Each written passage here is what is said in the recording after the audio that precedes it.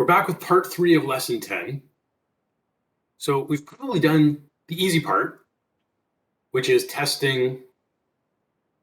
We've set up our database and we're testing. We're making sure we're getting the right view back, so our test paths. But we should also now set up some data and make sure that if we have a list of books, when we call the index view, we want to make sure that we get the list of books back. And then we can use the same mock data that we're going to create in the test initialize method. We can use it for any of our other unit tests. So first we'll create, let's say, category. Oops. So let's create a new category.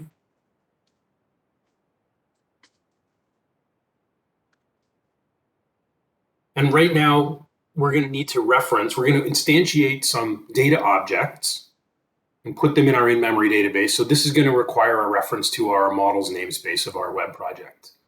And we've already got references to the controllers and data.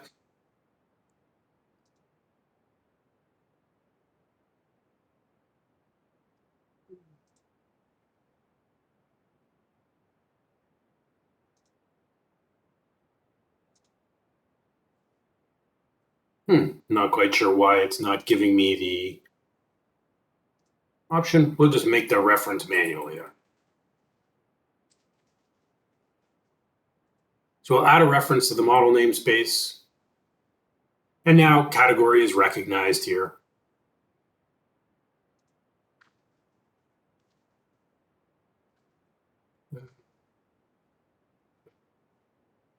$1,000 and name equals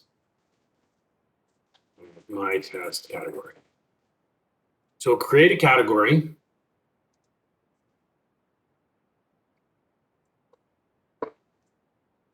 We're going to create an author as well.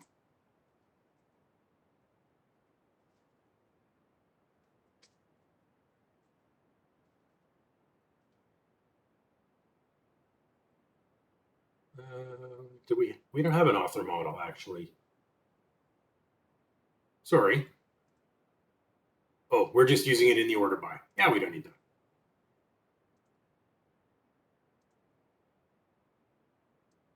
So now we'll create a few books in our mock database.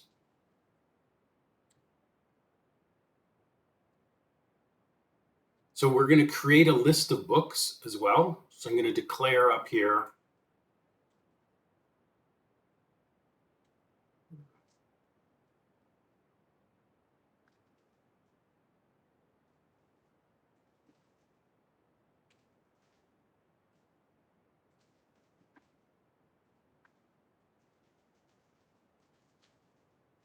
so we'll create a new list.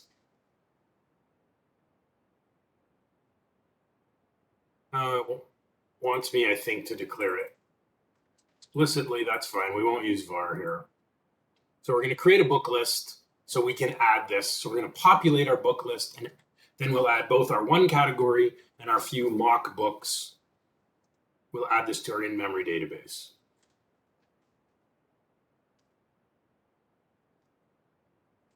So we'll create a new book.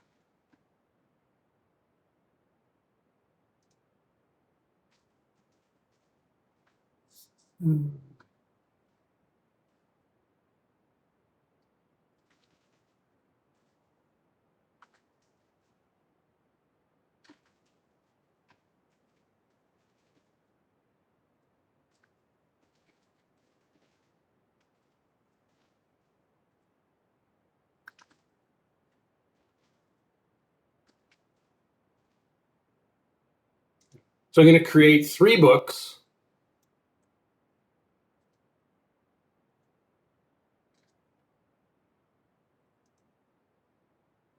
And I'll change the ID numbers for each one.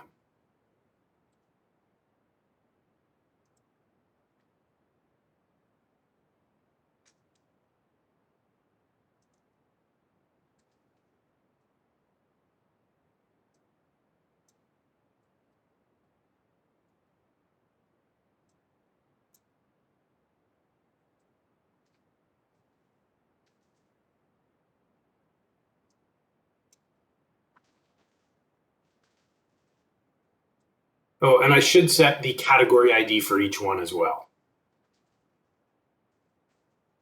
It'll be 1,000 in each case.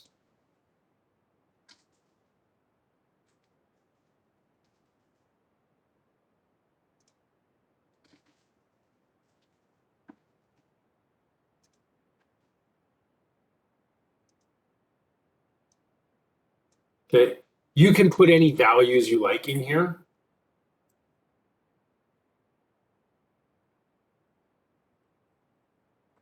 So then we're going to save this category and these book objects to our in-memory database.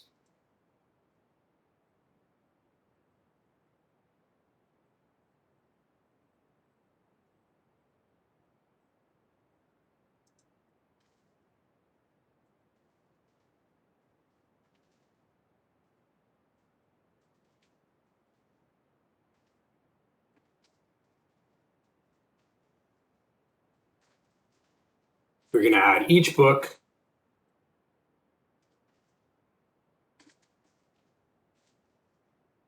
So this will then create one category and 3 books inside of our in-memory database.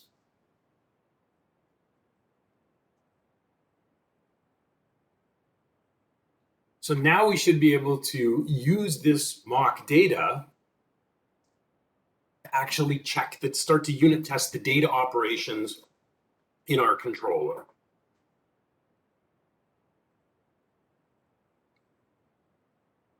So we're going to write another test here.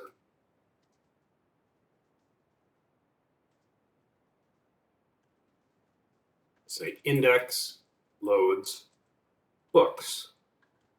So we want to make sure when we call the index method that we get back a list of books. Again, our arrange is all done for us. We don't need to arrange anything. It's all done here. We can just act and assert.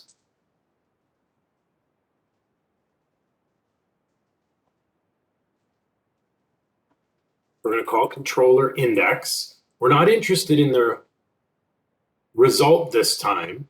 We're actually interested in the result dot, if we can get it this way.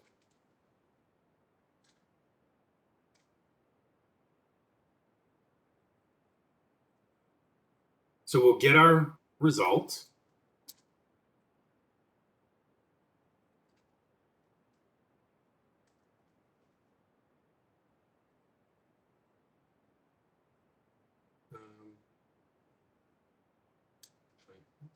I think we can do this.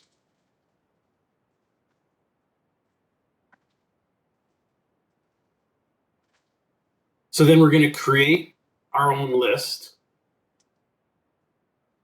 Equal to a list of type book in our result.model. So this will give us the data that our view result receives. And we'll just store that in a variable.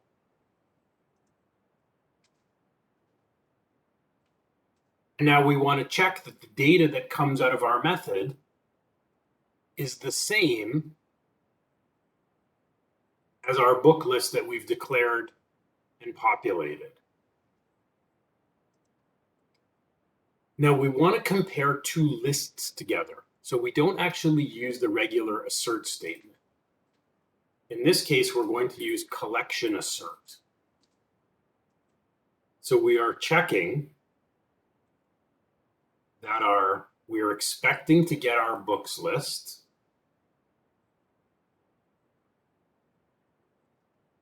We're going to compare it to the model. So we're comparing it to what comes out of our method. So we'll try this.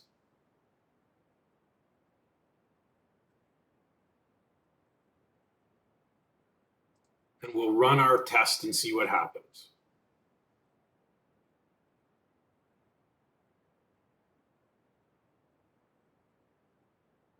So test runs and it fails. Let's see why. Okay, different number of elements. So let's see what's going on here. I'll put in a breakpoint. I'll debug the test, and we could try to evaluate what's happening. So we call index.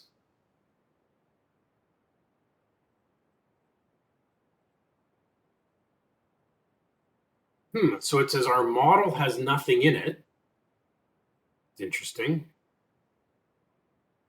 So our books variable, it's got 3 books. But when we called the method, here's our view result. Interesting, but our model here is actually empty.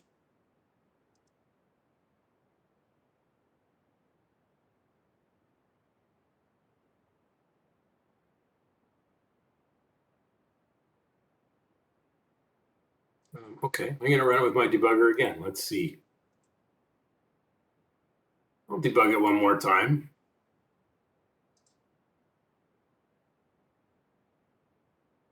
I should put my breakpoint here.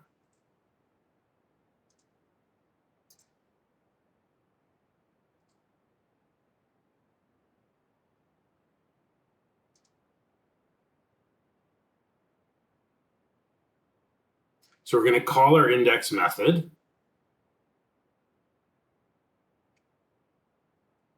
So get the books, include the category, and order by author.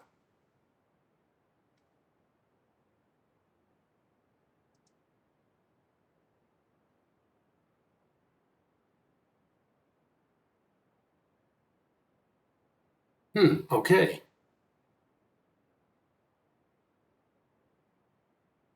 So when we run our unit test with our mock database, we're missing something. Notice it's not there's no results here yet.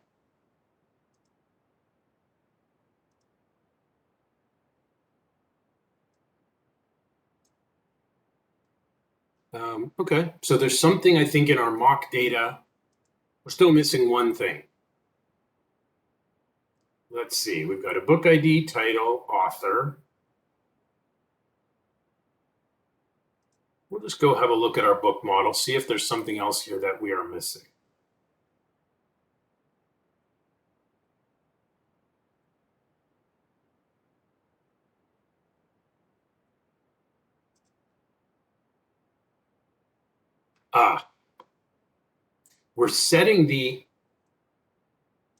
We set the foreign key, but we never actually set the parent reference. So in here, we'll also add category equals category. That's why. When we go to join to our parent, there is no parent.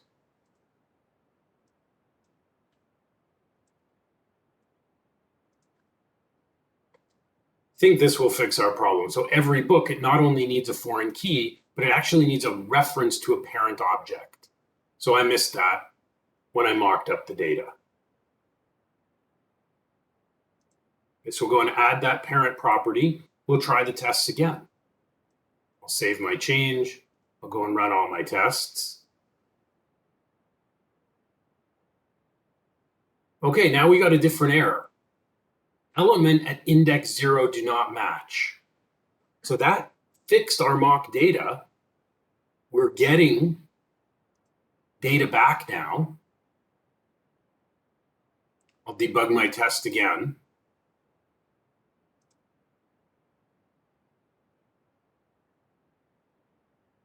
Okay, so now we're going to call index. So now I've got in the results view,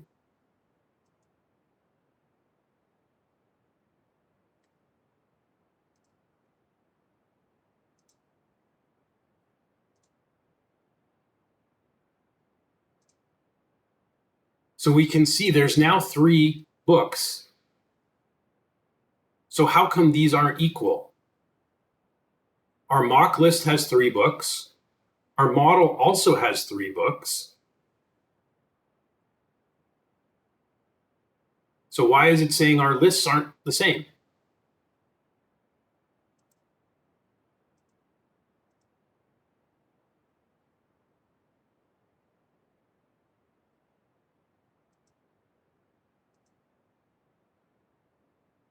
So each list has got 3 books.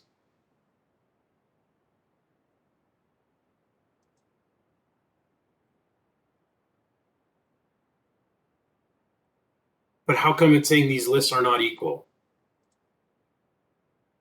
Right, our error was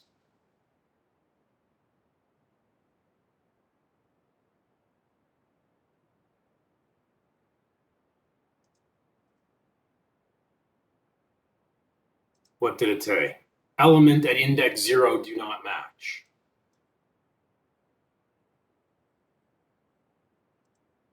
So why aren't they matching? If there's 3 books in each, 3 books in the database, and 3 books returned by the method, this should be the equal.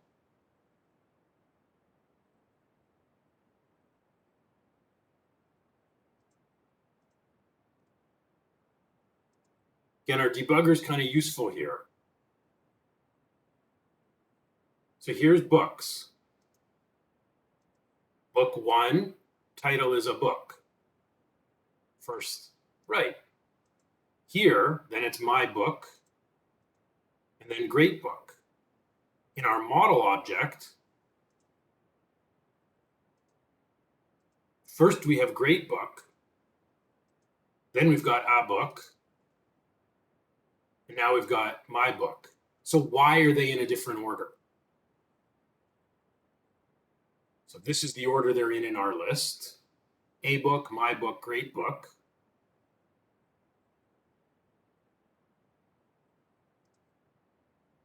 Why, when we call the method, are they in a different order?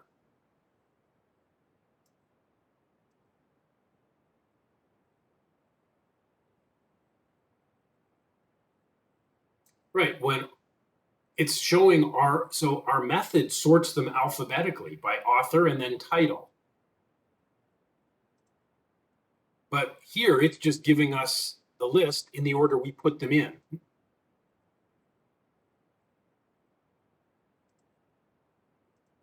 Right, we added ID 642 first, and then 529. So it's not actually by ID, it's just showing us the list in the order we created it. So to actually test our method properly, we need to add that same order by.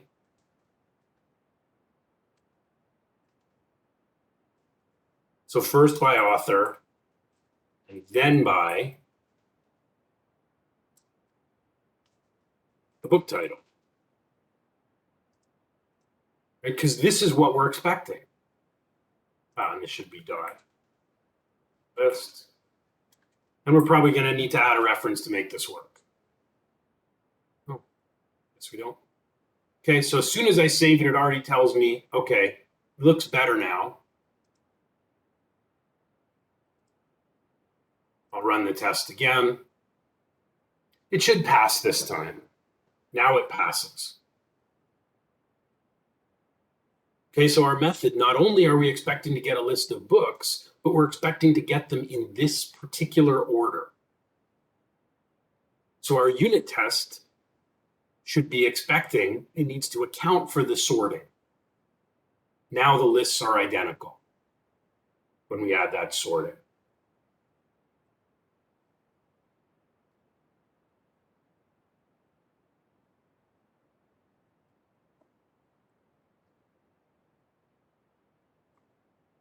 So now we've done all our tests for our index method. I'll upload this in case you missed anything. So index tests complete with mock data. So now we can use the same test data to do our 3 details tests. We already looked at what the 3 conditions were inside of details. We don't have an ID. We have an ID, but that ID doesn't exist in the database. We have an ID and it's found in the database. So right now, just log in here with my admin account for a moment. So we want to test these scenarios, right? I do details 1, it should give me this book. If I do details 111, now this isn't a very good response. We might want to fix this, or we do this. So again, our scaffolded code is a little bit incomplete. What should actually happen in the browser if there's no ID or the ID isn't valid? There are a few things we could do. Right now, our code just returns not found, but this is not a great result in the browser. What should we show our user in this case instead? Yeah, let's create a 404 page, and then we can test that that view gets returned. So first, we'll just go make a 404 page under shared. So under views and shared, I'm just going to add an empty view that I'll call 404.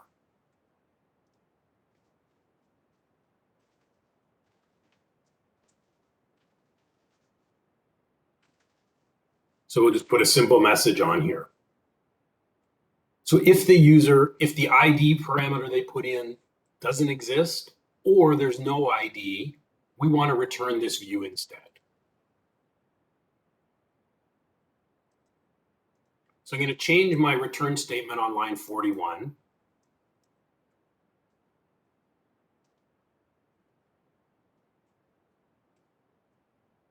If there's no ID, we're going to return 404.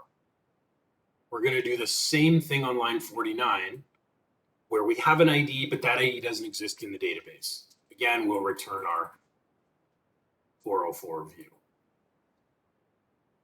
So now our first two tests are going to be really similar. First scenario is ID is null. We want to make sure that we get taken to the 404 page. If our ID doesn't exist in the database, we're going to do the same thing. Okay, so these tests will be fairly simple. We'll go back to our books controller test.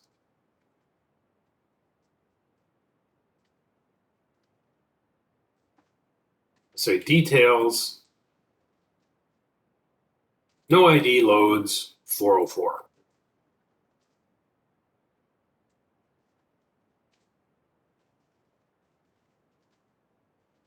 So we're going to get a view result back. This time we're going to call the details method, and we're just going to pass in a null. Whoops, dot result. And then our assert is we want to make sure we get a view called 404.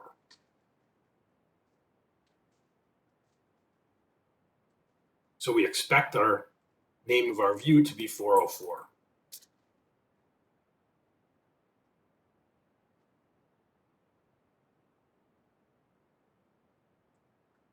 So this should be fairly simple. If there's no ID, show the 404 page. I'll check it in the browser first. So if I go to books details, cool. Right, we see our 404. And now if I run my unit test,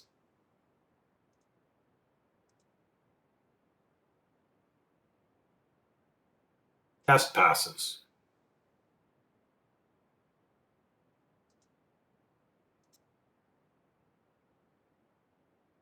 We now want to check our next scenario. We have an ID, but the ID isn't found. So that test is going to be almost identical. The only difference is instead of a null, we need to pass in a book ID. I'm actually just going to copy this test and rename it. We'll say details invalid ID loads 404. So what value should we pass in here? We want to try out this test. We're not testing for a null. Yeah, we could put in basically any integer, any number here, as long as it's not in our mock data. So 642, 529, or 753. These are the only valid book IDs we have. Any other numbers will do. So we'll run this test.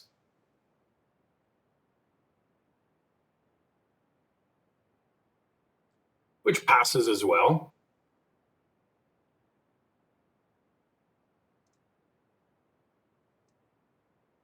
And then we need 2 tests for when we have a valid ID. So I'm going to copy it again. I'll say detail, valid ID, loads, book.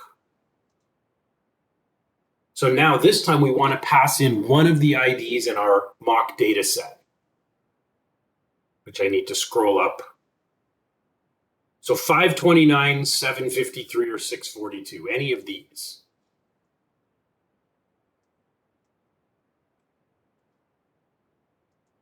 So in this case, we want to check, kind of similar to here, we want to check our model.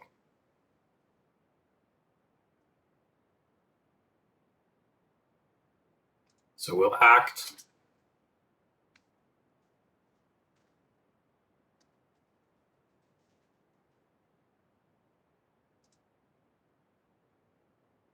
and I think we've got to cast it as a book.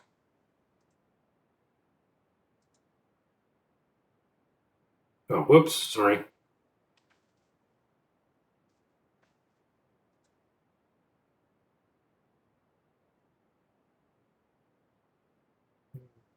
Sorry.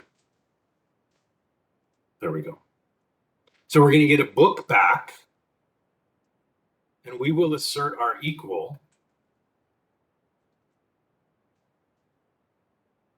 that our first book is the same as the result we get back.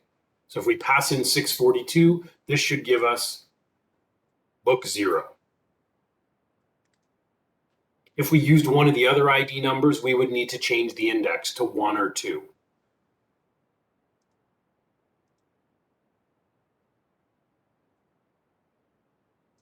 So for example, if I change the index here, my test is now going to fail.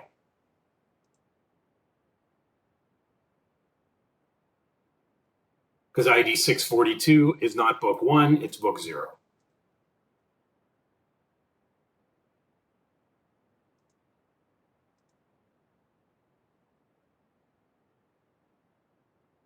So we're going to write one last test for today. We also want to check the view name. If we pass in a valid ID, do we get back a view called details?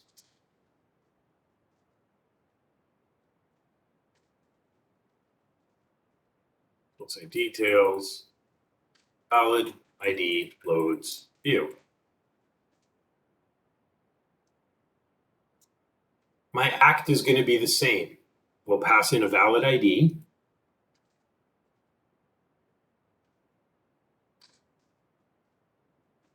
And we want to make sure that the view that gets loaded is called details. So I'm expecting result.viewName to be details. My live unit testing is indicating this is going to fail. If I run it, fails. All my tests are passing. We're doing pretty well. We got 8 of 9. We're expecting the view called details. We got back a null. So we've already, this is the 3rd time we've seen this error today. When we're checking the name of the view and it comes back null. So my solution is in my details method. Down here in our return statement, I Again, we're going to be explicit about which view is being returned. It says we get 3 of 4 tests passing. I can run them all again.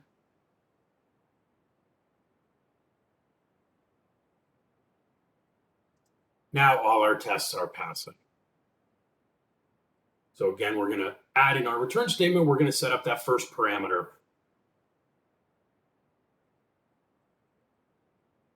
So in your assignment, in the controller unit testing, wherever you've got a return view statement, you're going to explicitly need to name that view.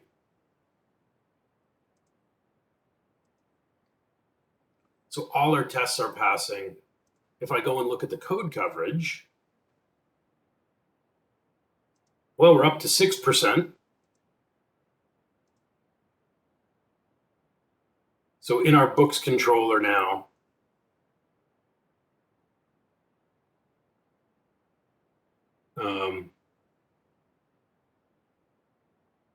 we can see that details is 100% covered and index is 100% covered. So I turn on my code coverage again.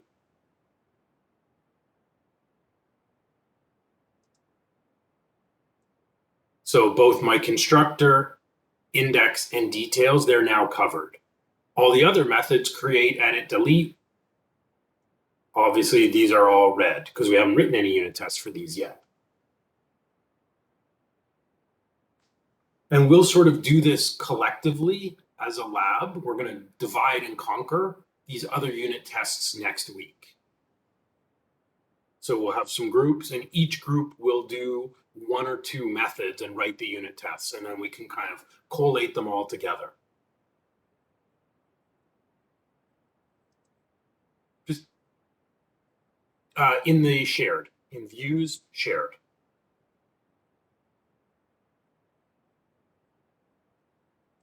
That way it's accessible to all the controllers.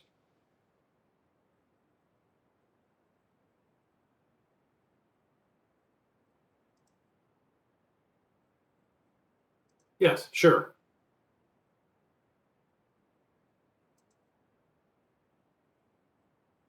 So this one's pretty similar to the index method. The only difference is we're calling details and we need to pass in a valid ID. And we're checking that the result is called details. Now our controller's getting kind of long. We're about done. I'm going to show you one little thing that you may have seen in your C# course from last semester. We're up to 137 lines, and we've probably got, we've got 6 tests in here, but to be complete, we're going to need like another, probably a couple dozen tests at least. Sorry, another 12 to 18 tests. So as this gets longer,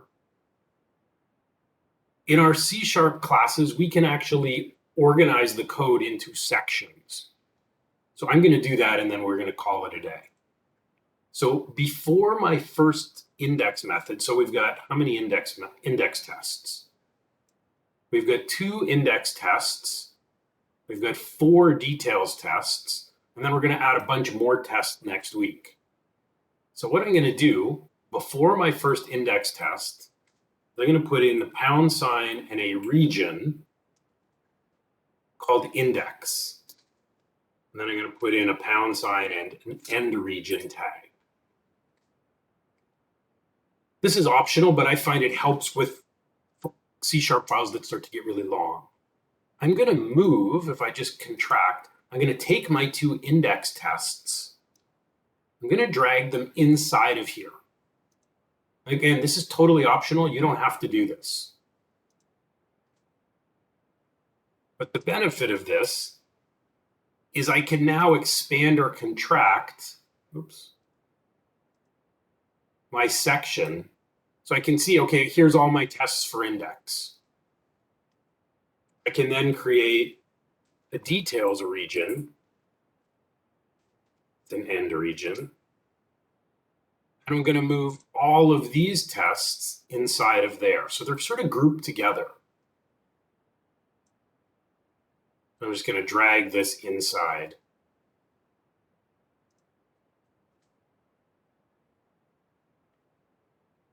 So it kind of got code sections here. Right, so here, if I would just want to see my details tests, they're here. And close it up. My index tests are here. So it's a way of organizing a long file. So next week, when we write methods for edit, create, and delete, as this file gets longer and longer, I'm going to want to use regions again to kind of organize and group all those tests together. Totally optional, but common practice in long C# files to use those hashtag region and end region sections to let us organize our code. Totally optional. Okay, so lesson 4, details tests. So in terms of assignment 4, you have everything you need to get started. You can start creating a test class for one of your controllers. You can mock up your database, and you could start working on your index and details tests. The other tests that you're going to need for create, edit, and delete, I said we're going to do those sort of collectively next week. You're not going to have to do all the tests for the lab. You're just going to have to do a subsection of them. Okay, everything we've done today is up on GitHub.